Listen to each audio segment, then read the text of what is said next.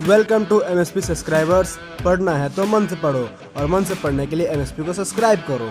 लो guys, तो कैसे हो तुम लोग यार। स्वागत है तुम्हारा मेरी इस नई वीडियो में जिसमें हम बात करने जा रहे हैं metals and non metal part 4। तो भाई इससे पिछले वाले वीडियो में हमने बात किया था what happened when metals react with water, और इससे पिछले वाले वीडियो में हमने बात किया था what happened when metal react with air. तो अगर तुमने उस वीडियो को नहीं देखा तो जाके देखो और समझो, तभी तुम्हें ये वीडियो समझ में आएगा। इसमें हम केमिकल प्रॉपर्टी मेटल्स की बात करेंगे। जो तीसरा प्रॉपर्टी है, क्या होगा अगर मेटल एसिड से रिएक्ट करेगा। तो चलो पढ़ते हैं। जब मेटल डाइल्यूट एसिड से रिएक्ट करेगा तो सॉल्ट और हाइड्रोजन फॉर्म करेगा। ये बातें तुमने पिछले chapter acid and base salts में पढ़ा था। इसका एग्जाम्पल तुम्हें पता है होगा, चलो मैं तुम्हें बता ही देता हूँ। Sodium react with dilute acid मतलब HCl, कॉमन है सबके लिए, NaCl common salt plus hydrogen. ठीक, तो अगर तुम्हें इसका प्रैक्टिस करना है तो तुम आयरन, मैग्नीशियम और एल्युमिनियम को HCl से रिएक्ट करना तो तुम्हारा सेम आएगा। मतलब कि मेटल तो चेंज रहेगा लेकिन हाँ रिएक्शन सेम रहेगा। ठीक, इतनी बातें समझ में आ गई होगी तुम्हारी। जब भी मेटल एसिड से रिएक्ट करेगा तो सॉल्ट और इंपॉर्टेंट क्वेश्चंस के बारे में बात करने जा रहे हैं, उसे ध्यान से सुनना। वो तुम्हारे एग्जाम्स में आने के चांसेस बहुत ज्यादा रहते हैं। सुनो, ऐसा कौन सा एसिड है जो मेटल से रिएक्ट करके, ऐसा कौन सा एसिड है जो मेटल से रिएक्ट करके सॉल्ट और हाइड्रोजन फॉर्म नहीं करते हैं। जी हाँ, हाइड्रोजन फॉर्म नहीं करते हैं। ठीक, तो वो है नाइट्रिक एसिड। अब ध्यान से पढ़ो। Hydrogen is not evolve when metal react with nitric acid, nitric acid का formula HNO3, because HNO3 is a strong oxidizing agent। अभी तुम इतना ही समझो, उसके बाद मैं तुम्हें आगे की बातें बताऊंगा। सुनो, नाइट्रिक एसिड मेटल से रिएक्ट करके सॉल्ट और हाइड्रोजन नहीं प्रोड्यूस करता है। ऐसा क्यों? क्योंकि HNO3 बहुत ही स्ट्रॉन्ग ऑक्सीडाइजिंग एजेंट है। अब तुम बोलोगे वो है तो है, उसमें क्या कर सकते हैं। तो सुनो, ऑक्सीडाइजिंग एजेंट होने के कारण इसका क्या होता है, it oxidise the H2 produce in water. मतलब जो भी हाइड्रोजन वाटर में प्रोड्यूस होता है वो सभी को ऑक्सीडाइज कर देता है, मतलब खत्म कर देता है। ठीक, and it self get reduce, और अपने आप को भी नहीं छोड़ता, अपने आप को भी ऑक्सीडाइज कर लेता है। ये इसकी भाई की खासियत है। ठीक, फिर से पढ़ो, ज्यादा पढ़ोगे तो ज्यादा समझ में आएगा।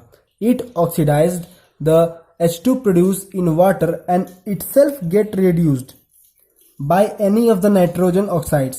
मतलब कि यहाँ कहने का मतलब है any of the nitrogen oxides, मतलब कि जो N2O प्रोड्यूस होगा, NO प्रोड्यूस होगा या फिर NO2 प्रोड्यूस होगा, कुछ भी प्रोड्यूस होने की संभावना रह सकती है। जो भी प्रोड्यूस होगा उससे वो अपने आप को ऑक्सीडाइज कर लेगा। ठीक, तो यहाँ तक हम अभी बात करेंगे। आगे हम बात करेंगे एक्वा रिजिया। एक्वा रिजिया, तो एक्वा रिजिया क्या होता है? अगर आपको इसके बारे में नहीं पता तो आप जाके देखें, आपके NCERT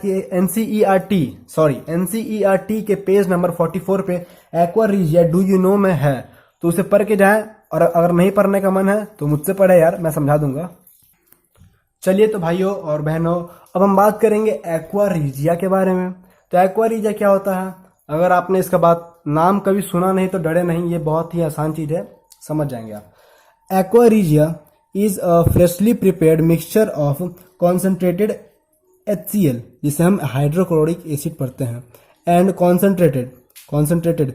मैंने यहाँ पर जानबूझ के ऐसे लिखा है क्योंकि आपको बताना जरूरी है कि अब कॉन्सेंट्रेटेड को हम छोटे वर्ड CON से डिनोट करते हैं, ताकि आप आगे आने वाले क्लासेस में कभी परेशान ना हो कि CON का मतलब क्या होता है। इसे हम कॉन्सेंट्रेटेड ही बोलते हैं। तो कॉन्सेंट्रेटेड नाइट्रिक एसिड, जिसे हम HNO3 बोलते हैं। ठीक, नाइट्रिक एसिड इन रेशियो 3:1।